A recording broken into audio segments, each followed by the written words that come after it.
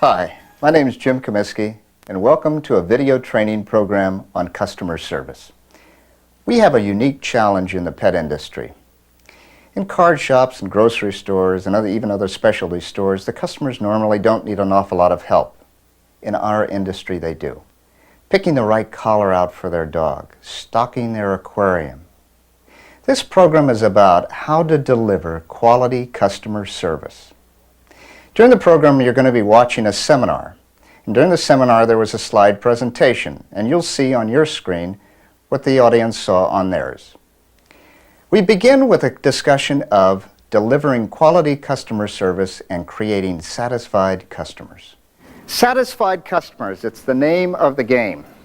And the reason why it is because satisfied customers buy more. They trust you, they like you, and so they end up buying more from you. They also come back more often. That makes them repeat customers. Just think about it. If your store didn't have repeat customers, what kind of a business would it be? It's those repeat customers that really kind of pay the rent, take care of the overhead. And in addition to that, satisfied customers spread the word. That's that powerful thing called word-of-mouth advertising. Actually, it's the most powerful vehicle, advertising vehicle that a store has. Because really what it boils down to is these people are telling friends, relatives, co-workers, and neighbors what a great store you are.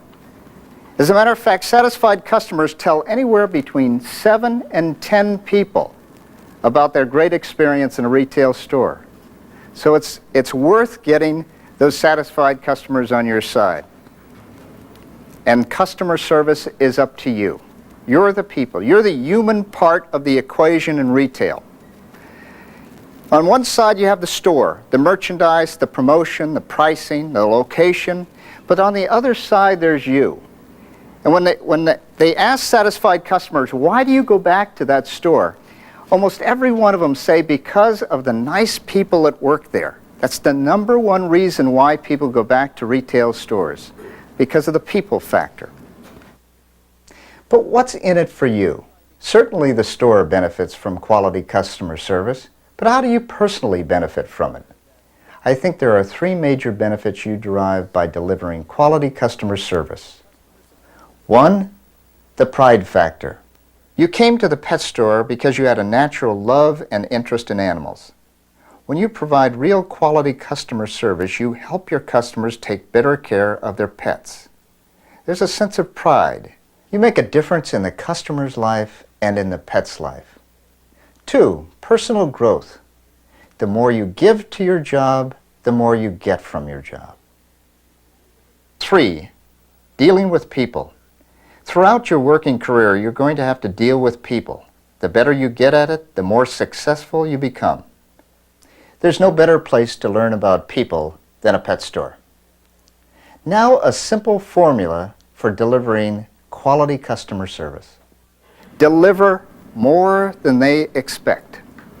Think about it in terms of sort of a fulcrum. On one side you have delivering less than they expect, and they exercise their option.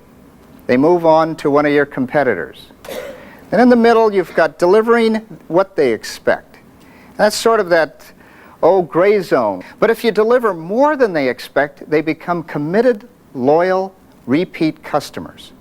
So that simple formula, deliver more than they expect, really works out in terms of building your consumer base, your customer base. And customers expect a few things from you. They expect you to be friendly. When they walk in the store, they want a friendly face. They want somebody to greet them with a smile. They want a warm, accepting feeling when they walk into a store. They also want you to be responsive. They want you to be accessible. Available for them. Nothing to them is more important when they walk in the store than themselves. They also want you to be very knowledgeable.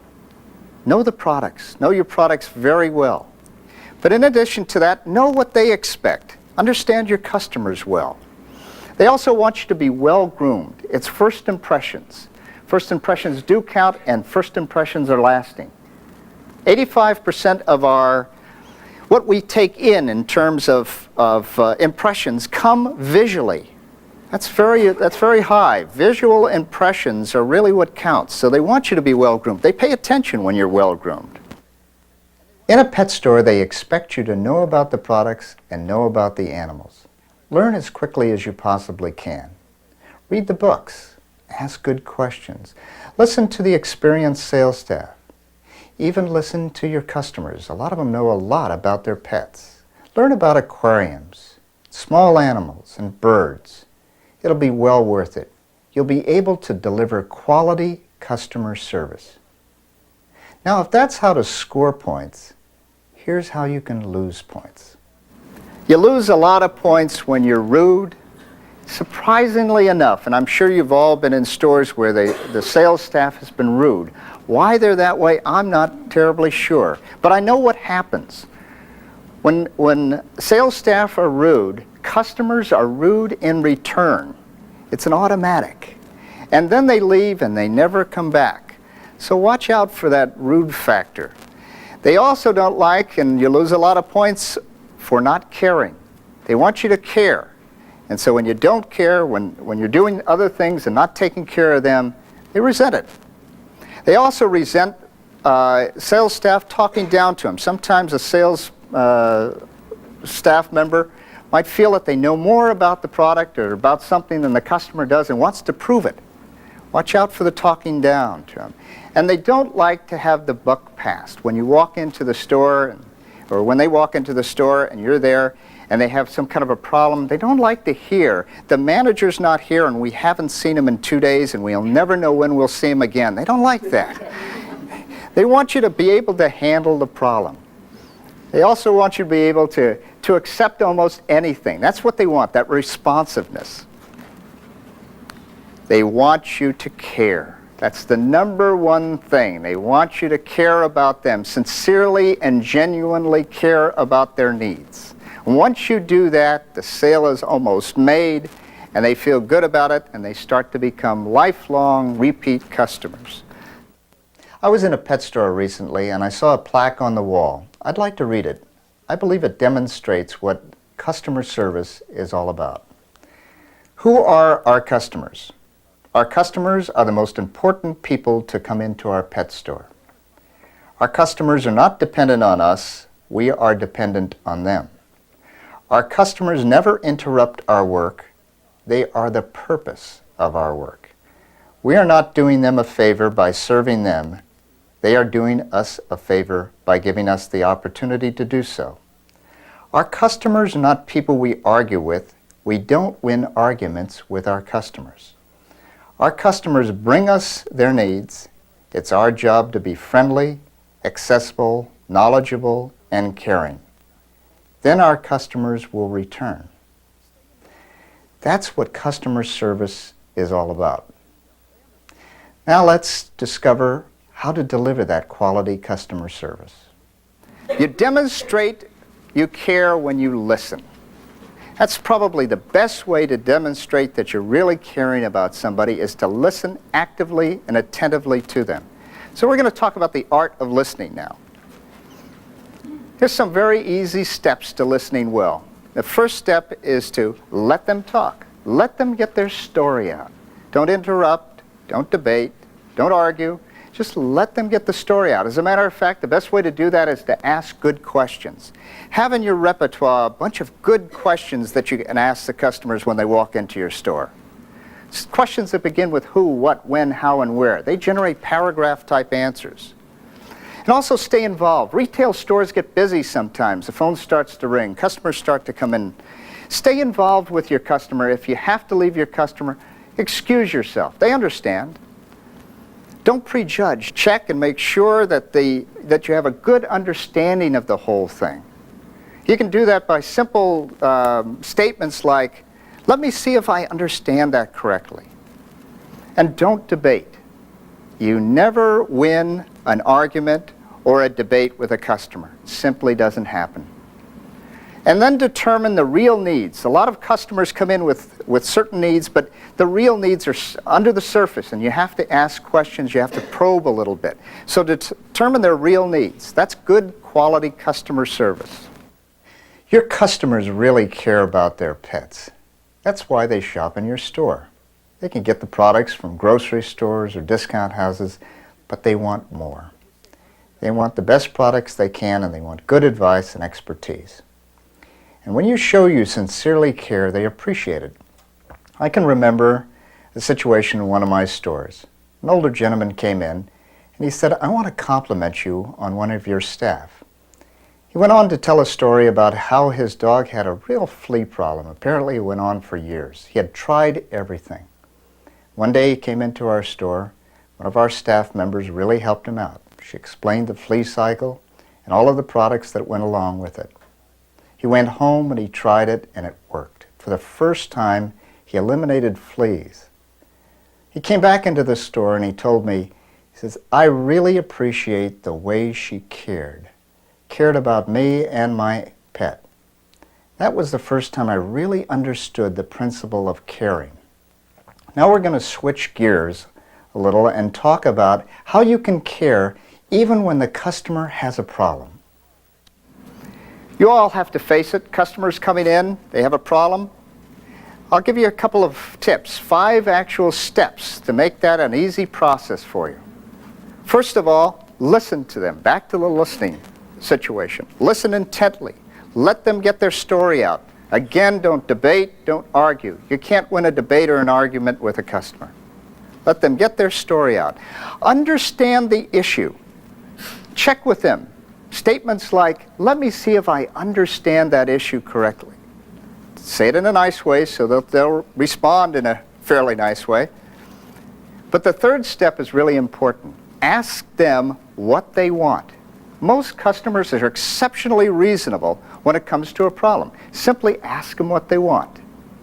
And if possible, do it now. They determined that you can keep customers, even customers with problems, if you can solve their problem on the spot. So if you're capable of solving that problem, do it now. Certainly do it within 24 hours. The longer it takes you to solve a customer's problem, the more angry they get, the more entrenched they get in terms of not wanting to come back to your store. It's an interesting study that Ford Motor Company did not too long ago. They went out and they found people that bought Ford vehicles from them. These people hadn't been very happy. They got lemons. And then, in addition to the fact that they got lemons, they didn't get much in terms of cooperation. And they found out by studying these people that, on average, these individuals told 22 other people about their lemon Ford. Now, that's a lot of bad news going out there. So you can see, if the customer has a problem and it's not solved to their satisfaction, not only do they get angry, sometimes they get even. Now let's discuss what you can do to provide that extra amount of customer service. Show you care by calling the customer by name. You probably already have a number of repeat customers, yet you know their name. Try to build that base. Try to build that base, maybe triple it in terms of people that you can actually call by name. Do special little things for them. Write down some special instructions. Make the job easier for them. Carry things to the car for them. If they buy a large ticket item, phone them up the next day. Ask them how things are going. That telephone call, when's the last time you were called? That's an impressive thing to call somebody up. Or send them a thank you note. Connect with those customers, go that extra mile, and they'll reward you with repeat business.